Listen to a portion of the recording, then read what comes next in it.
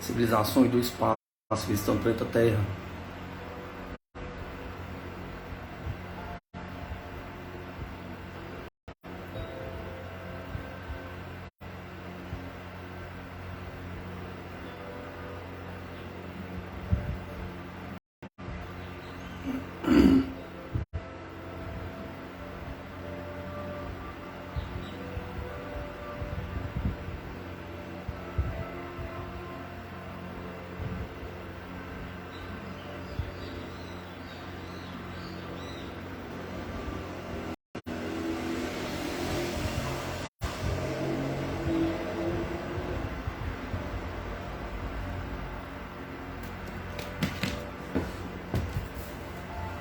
O caso Guaporé.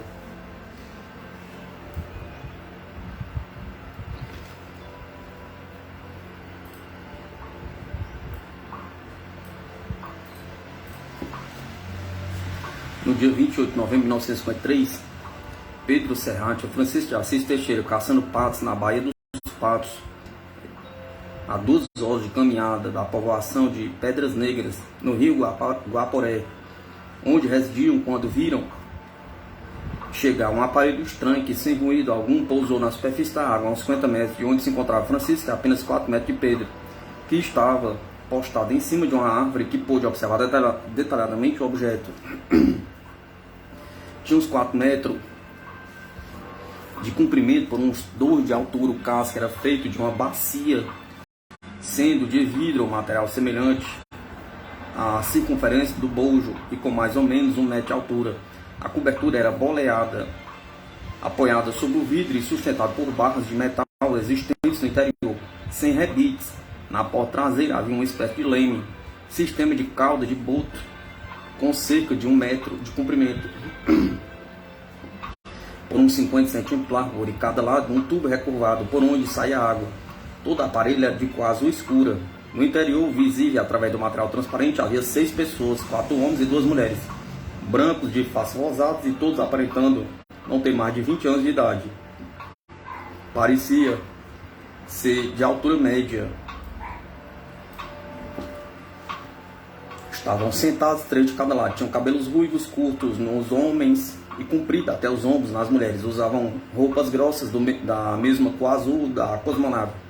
Então logo os tripulantes notaram que havia sido visto, levantaram o voo silenciosamente, mas em tremenda velocidade, desaparecendo em uns 2 segundos. O caso Pedro Zilli.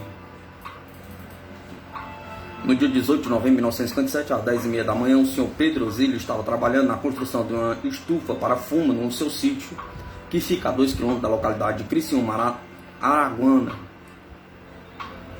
Ararangué, em Santa Catarina, quando notou um chiado, assim como de uma chaleira fervendo água e deixando escapar a pressão. Achou esquisito, mas não deu importância ao fato. Seu ajudante, João Hernandes, também ouviu.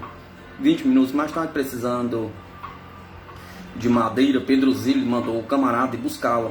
Este, ao subir uma pequena elevação, viu algo estranho na baixada do terreno e chamou o patrão. Então ambos constataram que havia 2 aparelhos redondos sem asas, cor de alumínio parados, cerca de 1 metro do chão, perto do laranjal e de um bosque de eucaliptos. Quando o colono e seu companheiro se aproximaram, saíram da chácara 6 indivíduos de estatura média, vestimenta cinza, mãos e pés brancos, tendo na cabeça como que uns gomos que brilhavam ao sol. Correram agilmente e entraram nos objetos. Por baixo, 3 em cada um. Em seguida, os dois engenhos subiram e, ao passar por cima dos eucaliptos, surgiram por trás das árvores mais 3 naves iguais e todas sumiram na distância em poucos momentos, em grande velocidade. Venho notando a desaparição de grande quantidade de laranjas em minha chácara e agora atribuo o fato a esses discos voadores. O caso do Paraná. Em 1947, quando ainda pouco se falava em discos voadores, aconteceu um caso no Paraná, a primeira ocorrência do gênero no Brasil, o que foi divulgado por vários jornais, inclusive pelo Diário da Tarde, em 8 de agosto de 1947, que assim relata o fato. Estava eu, diz o senhor José C. Higgs, no dia 23 de junho, a oeste da colônia Goiabang, que fica a nordeste de Pitanga, Pitange e a sudoeste do Campo de Mourão, realizando alguns trabalhos topográficos. Quando, ao atravessar um dos ares descampados da região, um silvio profundo, porém baixo, me fez levantar e olhar para o céu. Vi então algo que me oriçou os cabelos, uma estranha nave aérea, de forma circular, com rebordos absolutamente iguais ao de uma cápsula de remédio. Descia do espaço, meus homens, todos caboclos simples, fugiram apavorados ante o que lhes era dado ver. Eu não sei hoje por que resolvi ficar para aguardar os acontecimentos. O estranho aparelho percorreu em círculo fechado o terreno e aterrou mansamente a uns 50 metros do local em que me encontrava. Era algo surpreendente, tinha aproximadamente 30 metros de diâmetro, fora os rebordos de 1 metro mais ou menos, e uns 5 metros de altura total. Era atravessado por tubos em diversas direções, 6 dos quais deixavam ouvir o citado silvio, sem, entretanto, fazer fumaça. A parte que pousou no solo era provida de hastes curvas que se arcavam um pouco mais ao tocar o chão. O todo parecia ser feito de um metal branco-cinza diferente, porém de prata. Eu estava, enquanto eu examinava o seu conjunto, sem contudo me atrever a mexer no aparelho, verifiquei ainda que uma parede deixava ver uma janela provida de vidro ou coisa semelhante.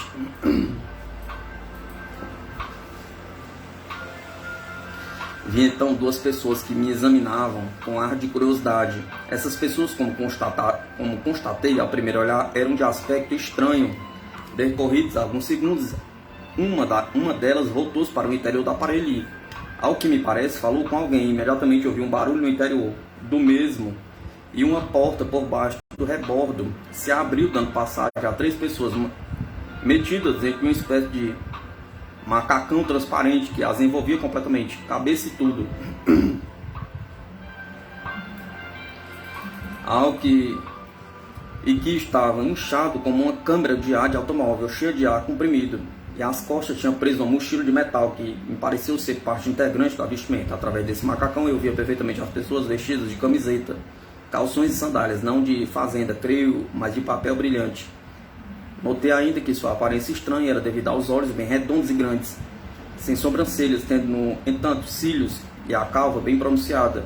Não tinha barba e suas cabeças eram grandes e redondas e as pernas mais compridas que as proporções que conhecemos. E quanto à altura, tinha uns 30 centímetros mais do que eu, que tenho 1,80 m.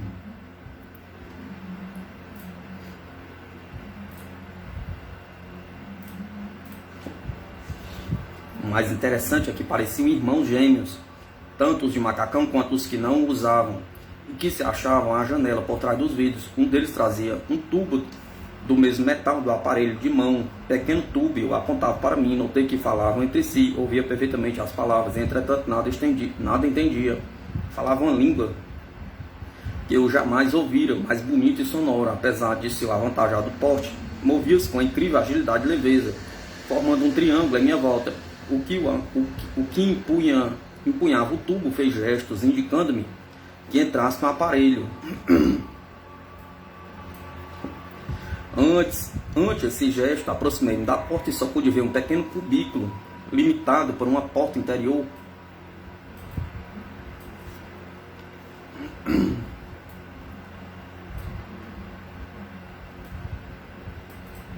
E a ponta de um cano que vinha de dentro. Notei ainda diversas vigas redondas na base da saliência ou rebordo. Comecei a falar, perguntando para onde me queriam levar, com muitos gestos. Compreenderam a gesticulação, e o que me pareceu o chefe fez no chão um ponto redondo, cercado de 7 círculos, mostrando o sol no espaço. Indicou-me o 7º círculo, alternadamente esse círculo e o aparelho. Fiquei mudo de espanto. Saí do mundo com vida? Perguntava para mim. Não era comigo. Diante disso, refleti. A luta era-me impossível, pois eles eram mais fortes no físico e em número. Tive uma ideia. Havia notado que eles evitavam ficar ao sol. Assim encaminhei-me para a sombra e, tirando do bolso a minha carteira, mostrei-lhe o retrato da minha esposa, dizendo-lhe que queria buscá-la. Por meio de gestos, não me detiveram. Saí dando graças a Deus e internei-me no mato, de onde fiquei a espreitá-los. Brincavam como crianças, dando saltos e atirando longe pedras de tamanho descomunal.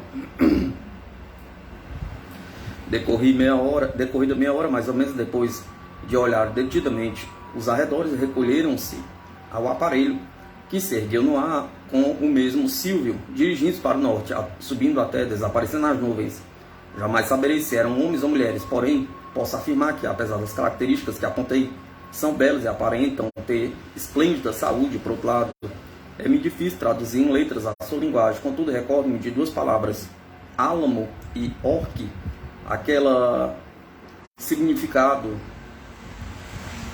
designando o sol e este o último ciclo do desenho. Pudesse ter certeza de que voltaria, sabe Deus por onde estarias a estas horas. Teria sido um sonho? Pergunta. Teria sido realidade? Pergunta. Às vezes duvido que isso tenha realmente acontecido, pois bem, pode ser que tudo não passe de um estranho e belo sonho, mais belo sonho. Os casos de Venâncio Aires. Em dezembro de 1954, ocorreram 2 casos no município de Venâncio Aires, Rio Grande do Sul, os quais, pelas suas características excepcionais, não pode deixar de figurar nesta coletânea. A revista O Cruzeiro, de 15 de janeiro de 1955, publicados depoimentos que seu repórter Licurgo Cardoso tomou das testemunhas envolvidas nas ocorrências, que as resumem no seguinte: às 17 horas do dia 9, Omiro da Costa e Rosa, residente no lugar denominado Linha Bela Vista, a 4 km da sede do município, estava capinando sua lavoura de feijão e milho, quando ouviu um ruído estranho, como que faz uma máquina de costura. Ao mesmo tempo, os animais que pastavam nas imediações fugiram precipitadamente. Ao erguer o corpo, viu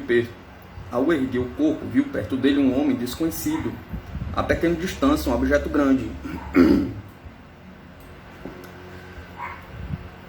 com a forma de chapéu de explorador de cor creme, tanto envolvido numa espécie de fumaça transparente. Teria uns 15 metros de diâmetro por 3 de altura e estava imóvel, mais ou menos 1,5 metros do solo. Havia mais 2 homens, um dentro do aparelho com a cabeça de fora e outro mais distante, junto da cerca, aparentemente examinando um arame farpado. Apavorado, Omiro quis gritar, mas não teve ânimo e deixou cair a enxada. O estranho fez um gesto de continência, acompanhado de um sorriso triste. Depois abaixou-se, apanhou a enxada, olhou de todos os lados e a entregou ao lavrador. Em seguida colheu um pé de feijão e outro de milho. Nesse momento, algumas ovelhas que haviam corrido estavam voltando. E vendo Omiro que o indivíduo olhava para elas com interesse, perguntou-lhes com palavras e gestos se aceitava uma de presente. O tripulante pareceu compreender e fez sinal negativo. De repente, não se sabe como, o lavrador ficou sozinho. Os homens desapareceram. O disco voador, porém, continuava bem visível. Subiu verticalmente até uma altura de 10 metros e depois disparou obliquamente, desaparecendo à distância em poucos segundos. Os misteriosos seres de tamanho médio, compleição robusta, rosto de palidez cadavérica, cabelos compridos, louros e soltos, olhos rasgados, vestiam macacões de cor marrom clara. As calças estavam estreitas, parecendo ligar nos sapatos sem salto. A nave tinha aspecto metálico e forte brilho. Depois que o aparelho subira, permaneceu por algum tempo no ar um cheiro de carvão de pedra. 2 dias depois, um outro lavrador, Pedro Moraes, que mora apenas a 1 quilômetro do sítio de Almiro da Costa, esteve também às voltas com o disco voador. Foi às 17 horas do dia 11 que ele se preparava para ir ao armazém comprar mantimentos, quando ouviu uma galinha carcarejar assustada. Foi ver o que era, mas antes mesmo de encontrar a galinha, que continuava a cantar, viu um objeto esquisito, suspenso no ar, oscilando muito e fazendo um barulho, assim como uma máquina de costura. Na parte de baixo, o trem parecia um enorme tacho de cobre polido e em cima tinha o formato de uma capota de jipe. Desviando o olhar do objeto, notou que 2 vultos de forma humana, vestidos uma roupa que cobria até a cabeça, estavam caminhando por entre a plantação de fumo. Curioso, se encaminhou para o aparelho Mas um dos outros, levantando o braço, fez-lhe sinal para que parasse. Porém, o lavrador continuou a andar. E então, esse estranho, sei que se encontrava a uns 10 metros de distância, correu para a nave, enquanto o outro tripulante, que já estava perto do disco, abaixou-se rapidamente e arrancou um pé de fumo. Ambos entraram na cosmonave, que subiu em tremenda velocidade, desaparecendo em poucos instantes. Não chegou a ver o rosto deles. De gente só tinha a forma da cabeça e do corpo. Por mais que eu olhasse, não via olhos, nem boca, nem nariz, nem orelhas. Dava a impressão de que estavam metidos dentro de sacos amarelos. Respondendo a uma pergunta, o repórter disse que os tripulantes eram baixinhos, do tamanho de uma criança de 10 anos. No Ceará, na praia de Paracuru. No Ceará, o pescador Raimundo Ursulino declarou que viu na madrugada do dia 14 de maio de 1960 dois discos voadores pousados sobre um morro da praia em Paracuru. Um dos tripulantes chamou e ele, apavorado, não atendeu. Disse que os astronautas usavam roupa azul com capacete na cabeça, eram baixos e pálidos. Folha de São Paulo, 25 de 5/60. Chegando ao seu conhecimento que o zelador do edifício onde reside o senhor Manuel Tonheiro da Silva, natural de Crateús, no Ceará, iria visitar a cidade de Fortaleza. Um dos sócios da Sociedade Brasileira de Discos pediu-lhe para chegar até Paracuru, que fica a 2h30 de ônibus distante da capital do estado, a fim de tentar localizar Raimundo Ursulino. Nessa cidade de aproximadamente 3 mil habitantes que se ocupam principalmente da pesca. Nessa tarefa teve o senhor Manuel Tonheiro, homem de confiança, idoso, 60 anos, ajuda o proprietário do hotel Ambrósio. Porém, a primeira tentativa foi frustrada, porquanto não conseguiram o barco para atravessar um braço de rio. Todavia ficaram sabendo que teria que andar ainda mais 1 hora para alcançar a casa de Ursulino. Como já anoiteceu, desistiram da viagem, mas deixaram uma mensagem para o pescador, pedindo-lhe que o procurasse no hotel. No dia seguinte apareceu o senhor Ursulino, um homem de 60 anos, analfabeto, que lhe relatou o seguinte: estava de viagem numa ilha de nome Camboa, quando às 8 horas da manhã, ao passar por um morro chamado Pedro, viu no cume do mesmo um aparelho pousado no chão, e ao lado 2 homens diferentes de nós, por serem baixinhos, de altura aproximada de 1 metro e de pele branquinha. A cabeça deles estava parcialmente coberta, pelo menos à altura dos olhos, por um capacete branco, que usava roupa azul quase branca. Com medo, o Ursulino se afastou, porém mais adiante, reconsiderando, resolveu voltar para poder vê-los melhor. E assim chegou bem perto. Quando os homenzinhos lhe acenaram com as mãos, novamente assaltado pelo temor, o Ursulino distanciou-se outra vez, seguindo o seu caminho, mas refletiu, parou, pensou um pouco e resolveu voltar mais uma vez para falar com os branquinhos. No entanto, nem os pequeninos nem o aparelho estavam mais no local. No episódio de Ipu, Ceará. No município de Ipu, Ceará, quando percorria as terras da fazenda Girimum, de sua propriedade, no município de Ipu, por volta de 16 horas, o agricultor Raimundo Donato viu um estranho objeto em forma de disco, que procedia do lado sul, uma enorme velocidade, não fazendo ruído e irradiando intensa luminosidade. Aproximou-se do local de aterrissagem feito pelo aparelho. Após algumas evoluções, pôde constatar que havia 3 tripulantes, mas da distância em que eles se encontravam não conseguiu perceber suas características ou feições. Jornal Povo, Fortaleza, edição de 8 de novembro de 1971. No Rio Grande do Sul, o motorista Lombeiro e seu ajudante Antônio Guiarumpi viajavam na estrada entre Panambi e Pojucara, Rio Grande do Sul, quando um objeto com a forma de um garrafão de 2 gargalos de 40 metros por 15 de largura aproximou-se, e o caminhão em que os 2 viajavam parou. O motor deixou de funcionar. Havia 2 homens, um em cada extremidade do objeto, trocando sinais luminosos. Após 10 minutos, o aparelho levantou o voo e desapareceu em grande velocidade. Somente então o motor do caminhão voltou a funcionar. Diário de Belo Horizonte e Luta Democrática do Rio de Janeiro, edição de 3 de agosto de 1962. O caso de Sindrolândia, Mato Grosso. Segundo relata o proprietário da fazenda, Recanto, a 60 quilômetros de Sindrolândia, o senhor João Rodrigues Terra, de acordo com a matéria publicada em O Dia, de 1/12/73 do Rio de Janeiro, desceu do céu uma nuvem branca que, a pouca altura, parou em frente ao automóvel que o conduzia. Freando a caminhonete para observar melhor, viu que se tratava de um objeto em forma de prato emborcado, com 2 seres de branco no seu interior. Depois de acender uma luz vermelha e a outra azul naquela estranha nave, o objeto subiu velozmente até desaparecer.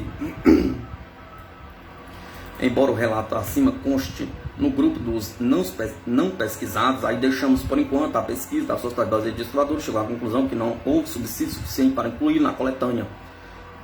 De outro lado, entretanto, ficou com ela comprovada a importância das notícias dos jornais que geralmente chegam a focalizar os ângulos ufológicos importantes, com a tendência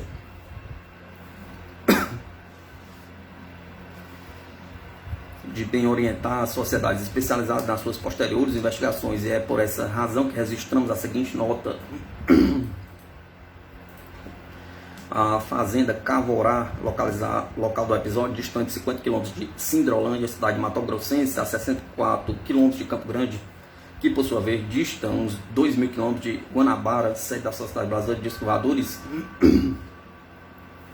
As duas testemunhas, o fazendeiro João Rodrigues Terra, de 25 anos, com o 4º ano primário, e seu auxiliar Djalma da Silva Fax, de 22 anos, analfabeto, estavam transportando madeira em caminhonete para a casa do primeiro, por volta de 19 de dezembro de 1973, quando, entre as 20h30 e 21 horas, já perto da encruzilhada do caminho para a casa, distante ainda uns 600 metros, viram no céu de noite escura uma esquisita nuvem, baixinha e bem mais branca do que as outras nuvens. Estacionaram o carro e desceram para ver melhor. Então, a 30 metros da caminhonete e a 1 metro acima do chão, surgiu repentinamente um objeto luminoso cor de laranja, ovalado, de 12 metros de diâmetro, aproximadamente, com uma calota em cima e outra embaixo. A nuvem branca havia desaparecido como por encanto, e o pasto, numa distância de uns 300 metros, estava todo iluminado pela bola, como se fosse de dia. Entretanto, após uns 5 segundos aproximadamente, o diâmetro da luz alaranjada diminuiu durante uma fração de tempo, de um só segundo, até ficar apenas um ponto luminoso no centro, de tonalidade branca.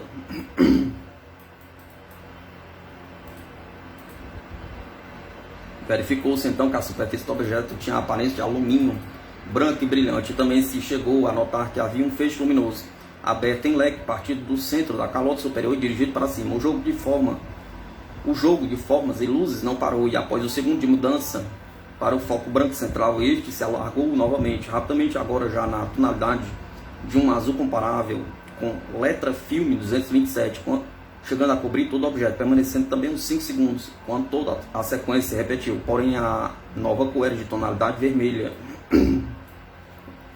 Durante vários minutos observaram as testemunhas jogos de contínuas mudanças das cores no ritmo e sequência assinaladas acima, porém perceberam um vento bastante frio que se irradiava do fenômeno. Daí resultaram entrar de novo no carro, cujo motor, que havia sido deixado em funcionamento, estava agora parado, os faróis apagados. O motor de arranco não pegou, girava a chave e nem acendeu a lâmpada vermelha do dínamo. Quando o objeto mudou sua cor para azul, aí então conseguiu João, que estava no volante, dar partida no motor, mas só conseguiu movimentar o carro em marcha lenta e com o motor acelerado para não parar. O objeto acompanhou a caminhonete a uma distância de 30 metros, sempre pela direita, durante uns 10 minutos aproximadamente, num percurso de uns 400 metros em direção à casa. Foi nesse trecho que Djalma, sentado à direita de João, pôde observar de perto o objeto, que agora mantinha sempre a cor vermelha, e dentro do qual acreditou vislumbrar perfeitamente um vulto humano pequeno. Isso, entretanto, não pôde ser confirmado por João, a nosso ver, pela razão de estar preocupado com a direção do carro, que rodava lentamente apesar dos esforços que fazia. A 200 metros de casa, o disco voador afastou-se em voo rápido em direção ao sul, passando perto da casa de João, e só então o motor da caminhonete passou a funcionar regularmente. João ficou com os olhos irritados, como se tivesse olhado muito tempo para uma solda elétrica. Mas no dia seguinte não sentiu mais nada. Naquela noite, ele se deitou às 23 horas, mas não teve como hábito um sono tranquilo e contínuo. Acordou diversas vezes no local do encontro com o objeto, não foi notado sinal algum. Quando no dia seguinte, às 7 horas da manhã, ele investigou a área. Entretanto, 3 dias após o episódio, a bateria do carro, que era nova, com 2 meses de uso, de repente não aceitou mais carga, como se fosse velha, necessitando ser substituída. A pesquisa da Sociedade Brasileira de Disco Voador foi realizada em 25 de fevereiro de 1974. 2 meses após o episódio, o relato dos protagonistas coincidiram na primeira parte da narração, mas não em relação à segunda, porquanto o tripulante teria sido visto somente pelo auxiliar, o senhor João Terra. Informa ainda a Sociedade Brasileira de Disco Voador que a 2 km de sua casa na fazenda Guariroba, dias antes dos acontecimentos assim descritos, foi também visto um disco voador que na investigação da Sociedade Brasileira de Disco Voadores foi confirmado. Lá o disco voador chegou a uma distância de uns 50 metros de uma caminhonete cujo motor aparentemente chegou a parar. Disco voador em Londrina. A Folha de Londrina, em sua edição de 5 de 1 de 73, divulga o caso de João Marques, 31 anos, vigia na residência 397, na rua Santos, daquela cidade. Às 12h30 da madrugada do dia 4 de 1 de 73, o caseiro teria visto um objeto estranho parado no céu, em forma de pirra, emitindo luzes de várias cores. Era de tamanho de um avião grande. Depois desceu até ficar uns 400 metros de altura. Então abriu-se uma portinhola e por uma corda desceu uma criatura vestida de branco. Parecia um homem, usava luvas brancas e na cabeça um capacete semelhante a uma panela de pressão. O indivíduo veio descendo até chegar à rua. Daí caminhou em direção à casa, parando na grade do jardim, onde com uma das mãos comprida apanhou um pouco de grama e levou à altura do nariz ou da boca. Parece que não gostou, porque atirou fora e colheu uma hortênsia, levando-a para o avião redondo, que depois de recolher o tripulante, a corda fechou a portinhola e partiu sem nenhum ruído. Essa, porém, não foi a primeira aventura de João Marques com o disco voador, pois em 1967, em Andrade, Minas, sua terra natal, viram um objeto mais ou menos idêntico, mas na ocasião pouca importância dera ao fato.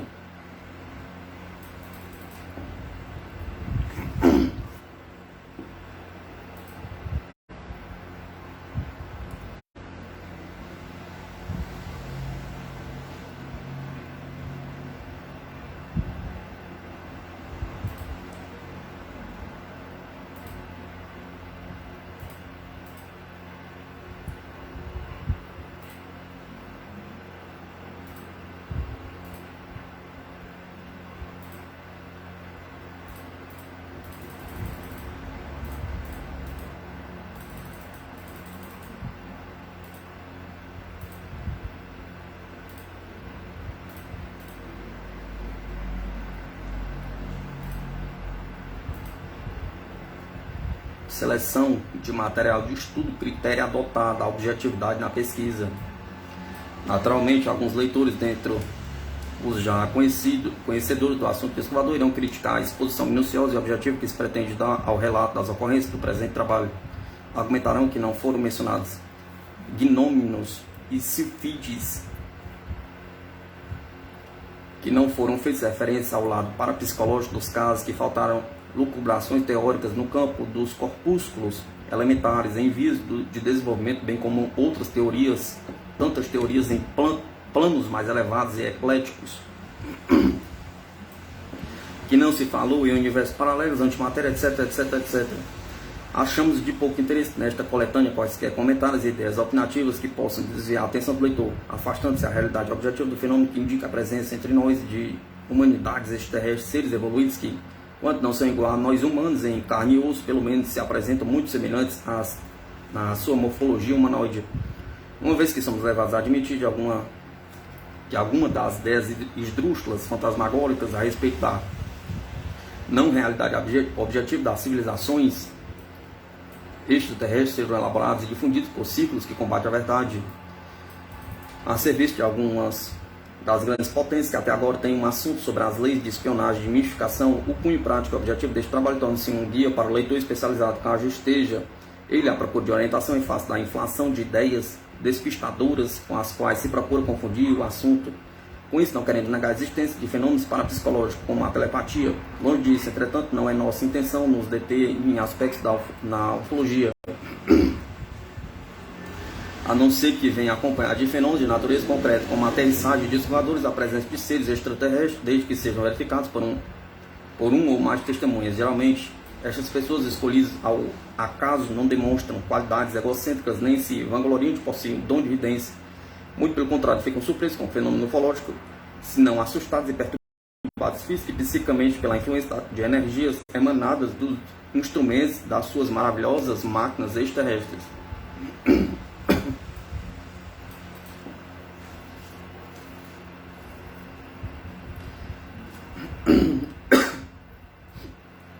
Material eliminado. Casos com fonte de informação deficiente. Caso do senhor Aladino Félix Dino Craspedon. Isso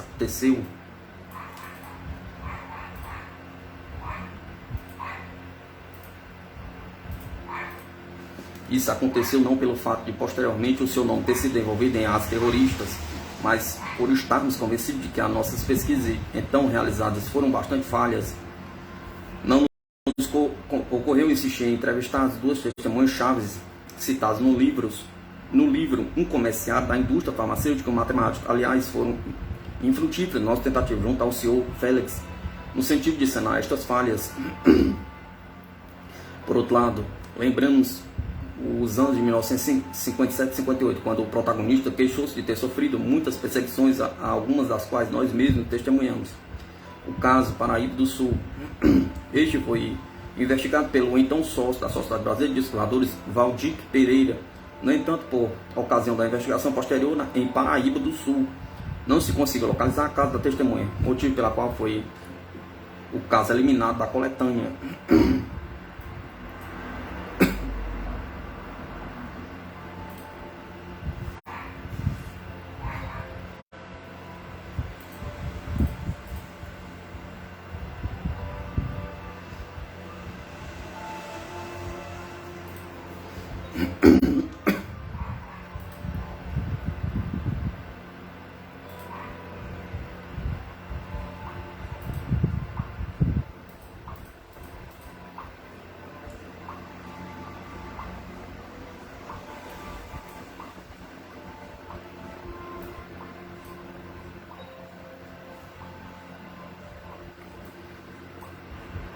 Passar um assunto muito técnico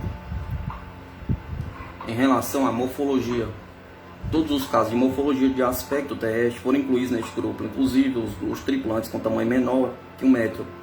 Um detalhe desconhecido entre os terrestres, como um olho de gato, veio no estado de São Paulo, edição 10 de março de 1974, olho que brilha no escuro, pela existência de uma camada refletora de luz no olho, como no caso 15, uma boca feia rasgada, permitirá a inclusão dos casos no grupo humanoides. Outros 40 casos considerados não foi possível. Em 16 casos, a definição da morfologia do tripulante, seja por estar mascarado, seja por ser de noite ou estar a longa distância da testemunha. Nos 24 casos em que foi possível a distinção do tipo de tripulante, predominaram as formas estritamente humanas, em número de 15, sobre as formas humanoides, em número de 9.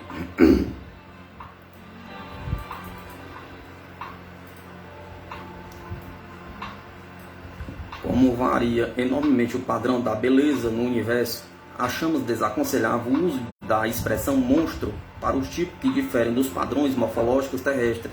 Este, conforme a peculiaridade morfológica, deveriam ganhar a cognominação de sua espécie ou gênero como ciclópicos para o tripulante de um único olho, no caso da Sagrada Família.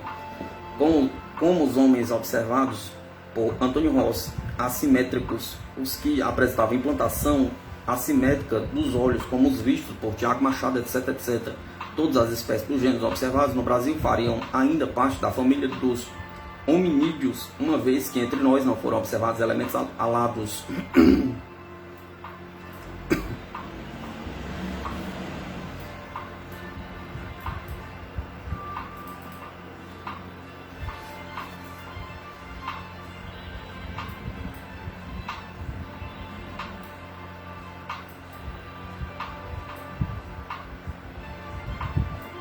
efeitos estranhos verificados em algum dos 40 casos.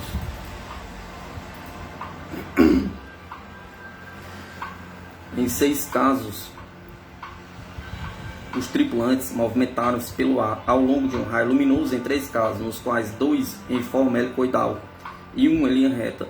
Em um dos casos foi a própria testemunha aspirada através de uma porta, e em outro foi manipulado no ar pelos tripulantes por meio de raios luminosos. Houve ainda um caso nos arredores de Nova Friburgo, ainda não publicado em boletim, quando o tripulante foi observado a locomover-se horizontalmente no ar. Em 3 casos, os tripulantes desapareceram inexplicavelmente ante os olhos da testemunha. Aliás, se não fosse dado a opinar sobre o fato destes tripulantes que de repente se tornaram invisíveis, acrescentaríamos invisíveis apenas para os nossos olhos. Haja visto o caso do casal inglês Templeton, na cidade de Carlisle, que no campo bateu uma foto de uma filha e só após a revelação pôde notar que havia também fotografado um ufonauta naquele momento invisível aos seus olhos. No caso número 10, a testemunha relata que o cigarro que estava segurando entre os seus dedos desapareceu quando o ufonauta também desapareceu.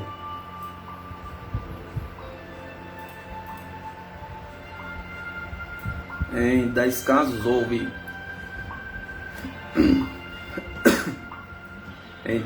houve imobilização passageira da testemunha por influência inexplicadas de raios ou campos energéticos. No caso número 6, surgiu a fraqueza muscular posteriormente ao contato e que pendurou por vários meses. Houve dor de cabeça posterior ao contato em 5 casos. Irritação das conjuntivas, sudorese, palpitações em 8 casos. E diarreia no caso 38. Também o caso de Ventura Marceiras. A experiência estranha ou luta corporal com o extraterrestre produziu efeitos emocionais esperados e dentro da normalidade em 8 casos. Em 2 casos houve efeito de modificação de contagem de tempo, se comparados com os padrões terrestres.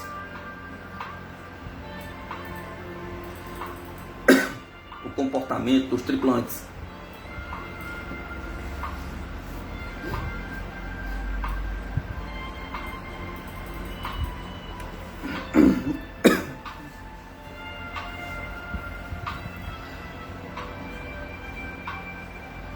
Na tabela G1 foi estudada a atividade dos tripulantes no seguinte modo. Primeiro caso, invade o escritório de uma estação hidroelétrica em construção. Segundo caso, pede água à atendente de um sanatório. Terceiro caso, examina uma máquina de terraplanagem. Quarto, enfileiradas à beira de uma estrada, fazem gestos amistosos de cumprimento aos passageiros de um carro. 5, observam galinhas e canavial de uma fazenda. Por mais incrível que possa parecer, nos casos 5, 6 e 7 da tabela G1, todos observados a algumas dezenas de metros de distância um dos outros, houve grande diferença da atitude dos tripulantes, os quais parecem pertencer à mesma raça. No caso 5, aceitou o presente da testemunha. No caso 6, armado por instantes a sua barraquinha, sua nave, a poucos centenas de metros da testemunha. No caso 7, administrando uma boa sova no caso 7, dando uma boa surra a um pobre trabalhador, sem nenhum motivo aparente. Comportamento contraditório em vista da atitude pacifista que temos defendido dos ufonautas.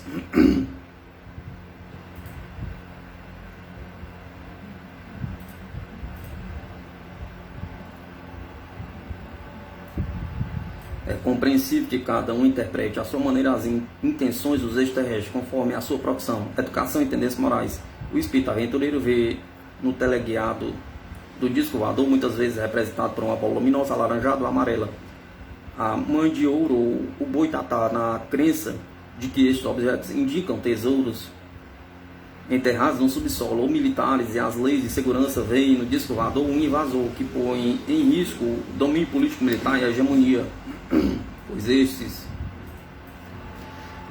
engenhos com as suas forças tecnicamente superiores sobrevoam fortificações, fábricas, arsenais, bases militares e os lançamentos de artefatos espaciais. Acha o geólogo que os discos voadores estão à procura de metais e terras raras. O agricultor pensa que eles precisam das nossas sementes e mudas de hortaliças e frutas.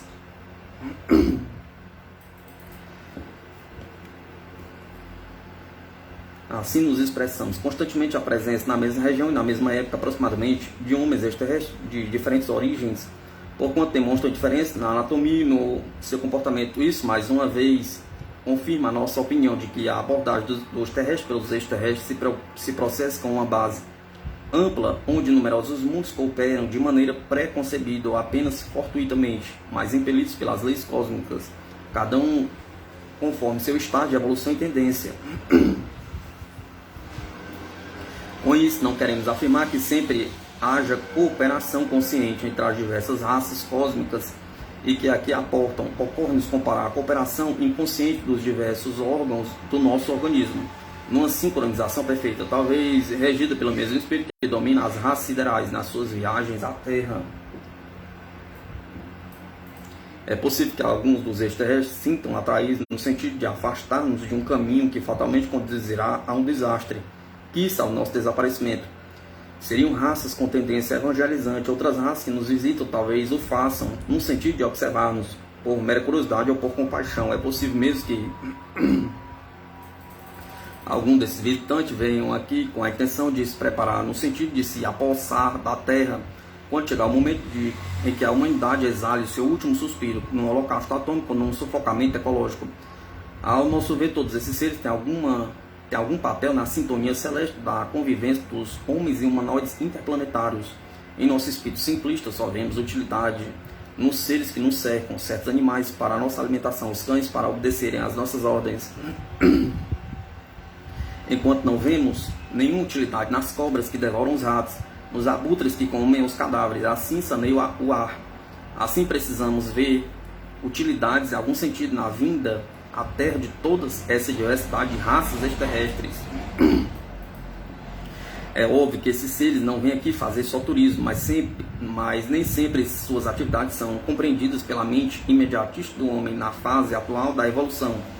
Assim é que nos interrogamos qual o atrativo especial que motivou a vinda de diversas raças a certas regiões do nosso país, em preferência a outras. Esse raciocínio se torna mais expressivo no mapa G2, onde na mesma época, no mesmo local, foi localizado o aparecimento de diversas raças com procedimentos diferentes. Pirassununga, estado de São Paulo, e cidades próximas, Bauru e Lins, distando uma das outras 110 a 250 km aproximadamente. Isso aconteceu durante uma revoada de discos voadores, assinalada com uma seta no gráfico G4, nos anos de 1958 a 1970.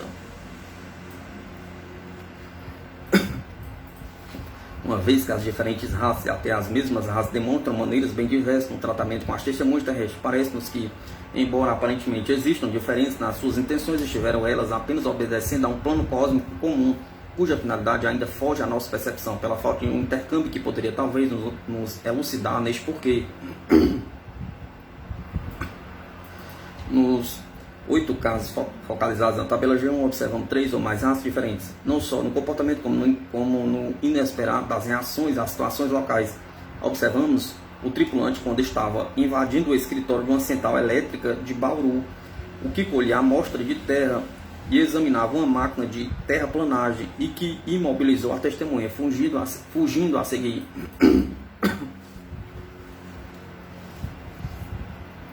Há também ocorrências em que os tripulantes demonstram comportamento aparentemente irracional, comparado aos nossos padrões terrestres. Assim, por exemplo, no caso número 35, os tripulantes atacaram de repente um operário quando a caminho do local de trabalho. Por descer e justificar que tal atitude tinha por fim capturar o operário, como no caso de Bebedouro, de Vilas Boas, para posterior interrogatório ou exame físico. Mas assim sendo, porque os tripulantes fugiram sem utilizar o operário enquanto imobilizaram seu cachorro, que ficou rolando no chão, sem que lhes houvesse tocado, com pernas fracas a ponto de não poder acompanhar seu dono. Quando ele se afastou, pergunta: será que esses tripulantes em roupas iguais às nossas apenas esticavam os membros num exercício de força, fora do controle do seu líder, que possivelmente estaria num grupo de escafandristas? A morfologia era igual no desnível de olhos e desigual o comportamento. afável de uns, como no caso de Tiago, que entretanto foi mobilizado por um raio. A violência espontânea dos extraterrestres não se coaduna com a tecnologia avançada que, pelo nosso raciocínio, espera sentimentos morais e elevados e passivos, que evitam uma autodestruição por guerra fratricidas que tanto tememos. Procurando explicação para o comportamento estranho dos tripulantes, no caso 35, poderíamos ainda supor que sejam o caso de um raciocínio diferente, do qual participam interpolações de percepções ainda não presentes entre nós, com raras exceções, como acontece no fenômeno de telepatia, evidência, premonição, telecinesia, karma, etc. Se estes casos de comportamento estranho por parte dos tripulantes fossem raros, nos referimos apenas a agressões, não estritamente no sentimento. A agressão poder-se pensar em pesquisas mal feitas, no entanto, o número destas ocorrências tende a aumentar no mundo inteiro. É possível que o caso de George Adams tenha também a sua explicação quanto a alguma inconsistência de comportamento dos tripulantes encontrados por ele, os quais, em relação à face oculta da Lua, informam que as condições de vida humana lá eram boas, ao passo que a NASA nega a possibilidade de vida naquele local.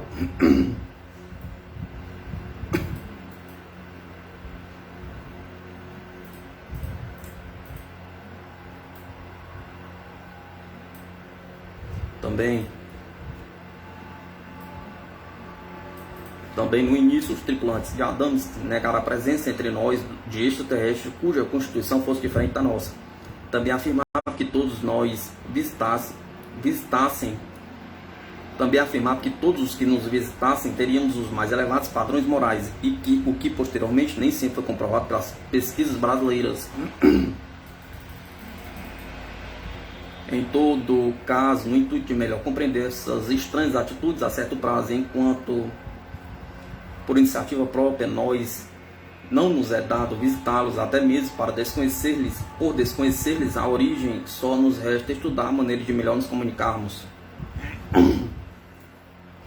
As experiências de Arthur Berletti, Antônio Rossi, Mário Hester em viagens extraterrestres, ou as repetidas experiências de Wilson Guzmão de Alexandria fortalece essa nossa afirmação. Também devemos admitir que o recibo dos extraterrestres em relação à Terra varia conforme o seu grau de evolução e a distância do seu mundo, do seu sistema solar ou de sua galáxia.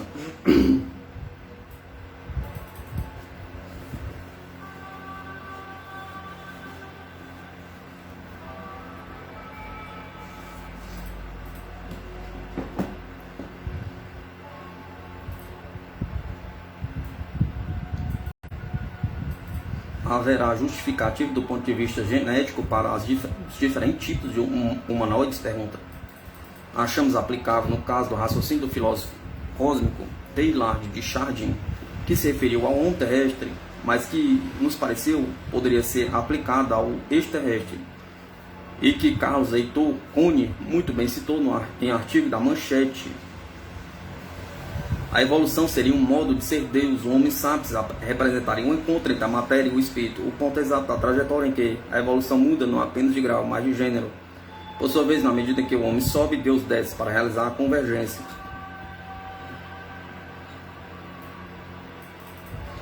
Se aceita este novo fato, não anularia a tríade hereditariedade, seleção, mutação. A lei de Darwin apenas receberia a complementação, um quarto elemento, a programação divina da evolução do homem.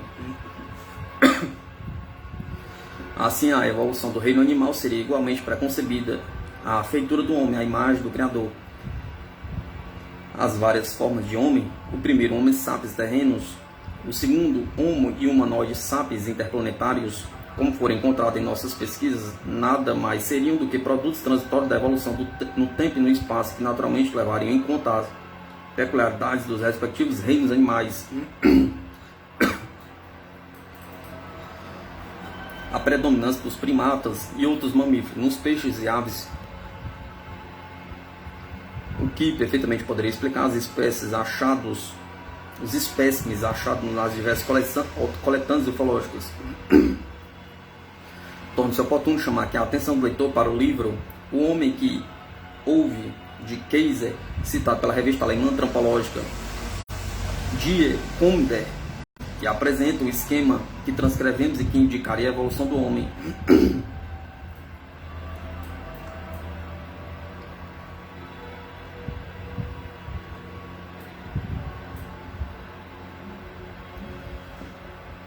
Note-se que o gráfico genealógico idealizado numa época em que não se falava ainda em discos voadores e por uma sociedade que até hoje os nega, é realmente um fato bastante curioso. Se para as nossas considerações tomassem por base o esquema de Kaiser, então os tripulantes pesquisados em Joinville por Carlos Verancin poderiam representar o elo do homem mineral nesta escala filogenética. O homem glabro encontrado por Antônio Rossi seria talvez o tipo de homem terrestre futuro.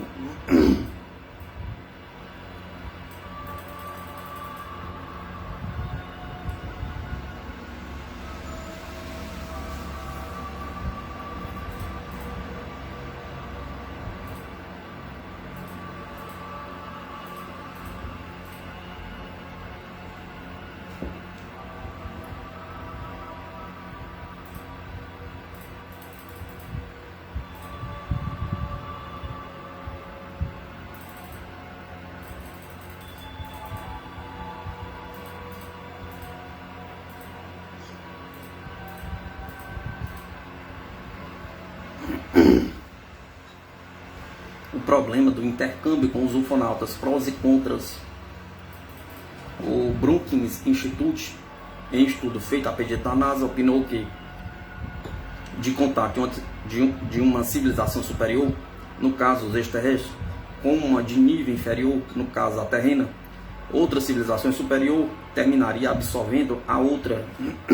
Esta civilização superior terminaria absorvendo a outra. Poder-se-ia argumentar que isso não seria bem o caso com os extraterrestres, já que por toda a história da humanidade, nos últimos 5.000 anos, a Terra não foi escravizada, nem invadida, nem absorvida pelos seres de outros mundos, muito embora este, nas suas esporádicas visitas, demonstrasse estar tecnologicamente em condições de fazê-lo. Talvez seja exatamente essa filosofia de tolerância pacífica por parte das superpotências extraterrestres que choque nossos líderes conservadores, já que aqui entre nós esta filosofia não existe, que o mais forte sempre domina o mais fraco. Mais chocante ainda para os nossos líderes terrestres devem ter sido os relatos de testemunhas que privaram longa e repetidamente com esses seres espaciais, o que dizem que naqueles mundos a distribuição é equitativa aos bens materiais, que lá o uso do petróleo e do átomo foi substituído por outras fontes energéticas mais simples. Daí se conclui que qualquer contato em bases mais amplas com uma destas civilizações seria interpretada como uma subversão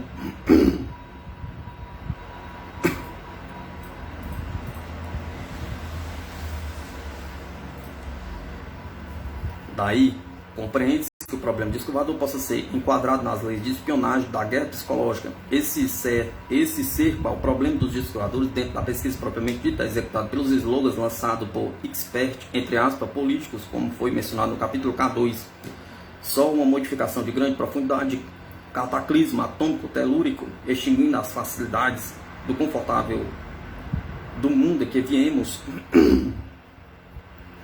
poderiam criar a possibilidade de substituição dessas cômodas estruturas, mas se compararmos o impasse atual do problema dos discos voadores com aquele que se verificou no tempo de Galileu, veremos então que os órgãos de segurança daquela época prontamente entraram em função com suas medidas repressivas, mas exceto que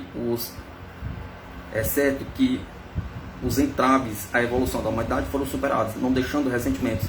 Dessa maneira, por estar a humanidade em constante evolução e para não resvalar um dia no caos ou no pânico, pelo nosso despreparo psicológico frente a uma repentina intensificação do contato com os extraterrestres, pensamos que todo esforço deve ser feito atualmente no sentido de mostrar com clareza as bases futuras que devem reger tais contatos. Inicialmente faremos a preferência pelo continente americano, especialmente a parte sul, inclusive o Brasil, para as suas aterrissagens e contatos. Não nos parece que o que os atrai seja especificamente instalações militares, hidrelétricas, agricultura ou minas de metais raros, embora tudo isso também entre no rol das observações. Parece-nos que o elemento humano que aqui constitui o elo mais provável dessa preferência, já que o povo sul-americano é bastante acessível ao nosso ver.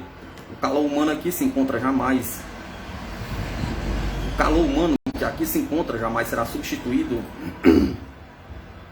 pelos conhecimentos tecnológicos de um engenheiro atômico ou dos conhecimentos de um Kant, um Schopenhauer, de um filósofo. Também a mistura de raça na América do Sul conferiu às nossas mentes maior receptividade, e tudo isso se torna necessário para se compreender os extraterrestres com um lastro diferente da história de sua evolução, de suas necessidades e suas afinidades, procuraremos desenvolver esse raciocínio nas linhas abaixo, usando três casos citados na coletânea dos novos de aproximação forçada. O caso de Bebedouro. No caso, este soldado teria sido convidado para um estágio de 7 anos no mundo dos extraterrestres, após o que voltaria para o seu antigo habitat com novas instruções. Aparentemente demonstrara seriedade nas suas intenções. Por enquanto, algum tempo depois do primeiro contato, os tripulantes apareceram em frente à casa do soldado como a lembrar da proposta, sem contudo forçá-lo a uma decisão. Poderia-se argumentar que o soldado corria grande risco. Isso, porém, seria problema dele, cuja resolução dependeria do seu espírito aventureiro. Não seria argumento válido também dizer que o militar em contato com os extraterrestres poderia revelar-lhe graves segredos e nossas fraquezas. Primeiro, porque um soldado raso não conhece graves segredos militares, nem tampouco as deficiências das nossas forças de mar, terra e ar. Segundo, porque coisas ou quase nada poderia o homem de Bebedouro informar os extraterrestres que eles ainda não soubessem. Por outro lado, seria de inestimável valor para nós as informações que o soldado trouxesse ao voltar. As civilizações e mundos evoluídos que houvesse visitado também não estaria fora de cogitações que posteriormente esse contato pudesse ser estendido aos superiores hierárquicos do soldado em nível governamental.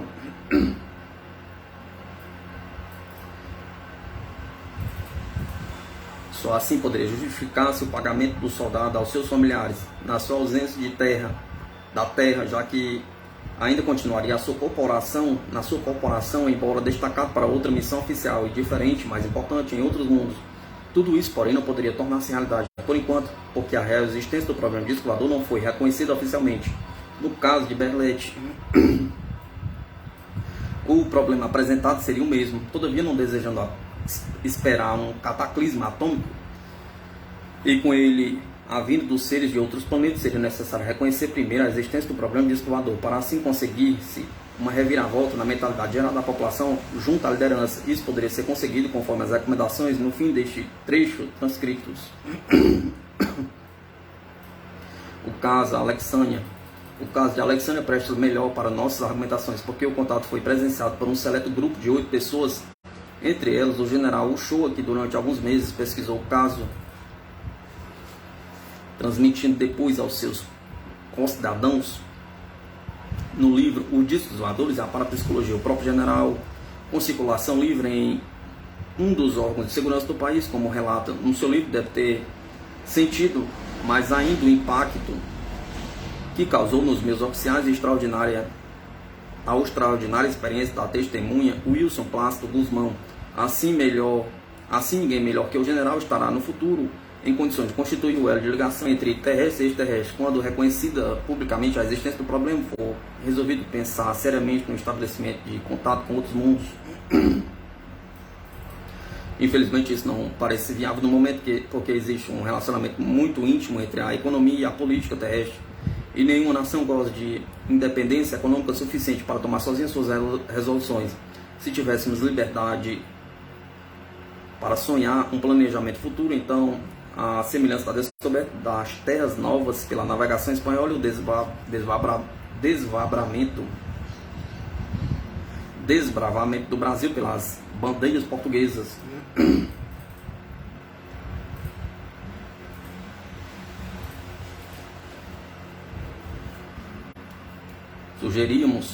Sugeriríamos que fosse constituída uma bandeira em direção aos extraterrestres, assim como resguardamos os marcos de nossa cultura, de nossa história, através de tombamentos de prédios, monumentos e peças históricas, no sentido de legar às gerações futuras testemunhas vindo do nosso passado. Assim também poderia ser tombada a fazenda de Wilson, para facilitar não só a ele, como ao grupo de pesquisadores, os meios materiais e sossego de espírito que permitiria outros contatos, porventura julgados úteis.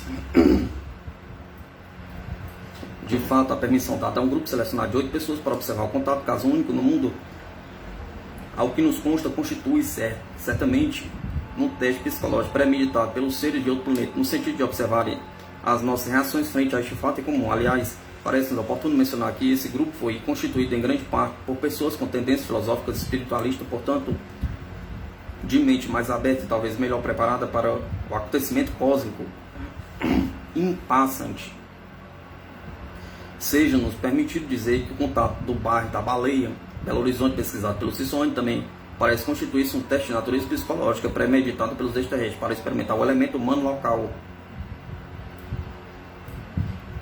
Entretanto, após este contato, a vida de Wilson Guzmão se desajustou, não bastante o crédito de que gozava na agência do Banco do Brasil. Segundo o general Uchoa, vejamos, Wilson perdeu o emprego e viu-se obrigado a vender sua fazenda, perdeu até as fotos do disco voador. Ocorreu-nos lembrar ainda que, então, no Congresso Ufológico Paulista de 1972, o general desaconselhou a comercialização das fotografias para o exterior. Isto tinha razão de ser, pois eles constituíam a prova da experiência de Wilson e complemento de grande utilidade para ilustrar seu relato junto ao pesquisador. Coloquemos no lugar de Wilson Guzmão o que sobrou de tão significativa experiência, pergunta. Como poderia ser consertada essa situação? Pergunta. Nesta eventualidade, ocorre-nos lembrar que, em reunião de que participamos junto ao Sr. Wilson Guzmão em Brasília, o general Uchoa teve a gentileza de conceder-nos a palavra. Finalizando, lembramos a advertência de Lord Dowding, ministro da Defesa da Inglaterra na Segunda Guerra Mundial. Seria ato de criminosa irresponsabilidade tentar-se evitar um contato, porquanto podem trazer benefícios incomensuráveis para a humanidade. George Adams, segundo o Boletim de Notícias Cósmicas dos seus seguidores, aconselhou: ser amável e reconhecer a gente vinda de outros mundos. Sejamos suficientemente inteligentes, disse Adams, para aprender com aqueles que podem ensinar-nos tanto, que querem ser nossos amigos, bastando isso que os recebemos bem.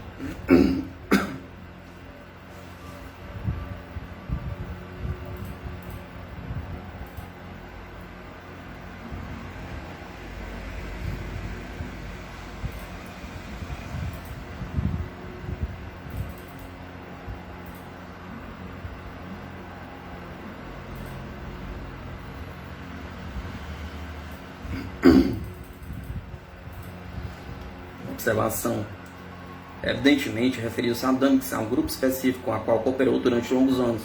Somente anos depois chegou à ilha a saber da existência de outros grupos extraterrestres, mas não tão nobres e nem tão interessados no nosso destino. No entanto, para a Terra são muito valiosos os grupos de outros mundos com tendências adamskianas de morfologia igual à terrestre. Assim, devemos salientar esses últimos para os nossos políticos, visando o estabelecimento de contatos em bases mais amplas. Queremos alientar mais uma vez a idoneidade de George Adams, quando afirmava ter contato com o tripulante do disco voador, que foi ainda observado por 3 ou 4 dos seus colaboradores. Um deles, Madeleine Rutherford, foi até avisada com antecedência de um dia da passagem do disco voador pelas suas propriedades. Os ufonautas a que se referiam a Adams eram só do tipo humano, com também de fácil comunicação, tipo ideal para contato terrestre. Com isso, Adams deu um grande impulso ao assunto. Isso agora, após 20 anos, começaram alguns a pensar em estabelecer aqueles contatos que Adams já então recomendaram. Qualquer estudioso do problema concluirá que a América do Sul tem sido eleita para a aterrissagem constante de discos voadores e talvez por esse motivo escolhidos para a realização do Congresso Internacional de Alto Gabarito. Entretanto, após 18 anos de estudo, chegamos à conclusão de que o problema dos ufonautas é problema da humanidade, das ciências como antropologia e finalmente apenas policial, na medida em que cabe a ela a guarda da ordem e bem-estar do cidadão.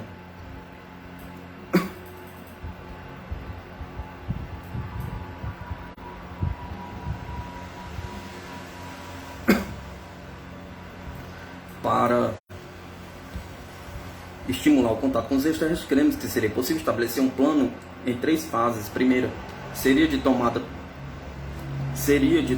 de posição quando se procederia uma comunicação ampla e oficial em respeito da existência dos extraterrestres entre nós e dos seus veículos espaciais, popularmente chamados discos voadores. A propósito, lembremos da afirmação do general Moacir Mendonça Uchoa, presidente de honra do 4º colóquio sobre discos voadores, a respeito da eliminação dos segredos sobre discos voadores. Talvez tenha sido marcado o início desta primeira fase. Segundo, poderia ser liberados e reeditados relatos sobre contatos até agora sepultados coerentes a arquivos particulares e oficiais, bem como publicados fotodiscladores como mecanismo natural de encorajamento e feedback. O próprio povo seria levado a não mais considerar o assunto como ridículo, e os novos contatos com os discladores se tornariam conhecidos e tão logo ocorresse. Terceiro, poderia os círculos oficiais designar grupos de trabalho constituídos de pessoas estudiosas na matéria ou de elementos qualificados por seus conhecimentos especializados e universitários. E aí eles, claro, caberia classificar os diversos fenômenos ligados às aterrissagens, aos tripulantes e aos contatos. Isso permitiria cautelosas conclusões sobre o comportamento dos extraterrestres em função de nossa civilização e tecnologia diferentes. Seria então elaborado um código que orientaria futuros contatos de terrestres com extraterrestres. Nesse caso, neste código, tanto quanto possível, seriam eliminados os raciocínios terrestres para evitar barreiras. Na elaboração desse código, naturalmente, seria ouvido as pessoas com experiência de contato prolongados e repetidos e ainda participariam a título de conselheiros, líderes cívicos e civis das nossas comunidades, especialmente aquelas que disto tivesse dado provas pelas suas obras sociais. Civilizações do espaço visitando o planeta Terra.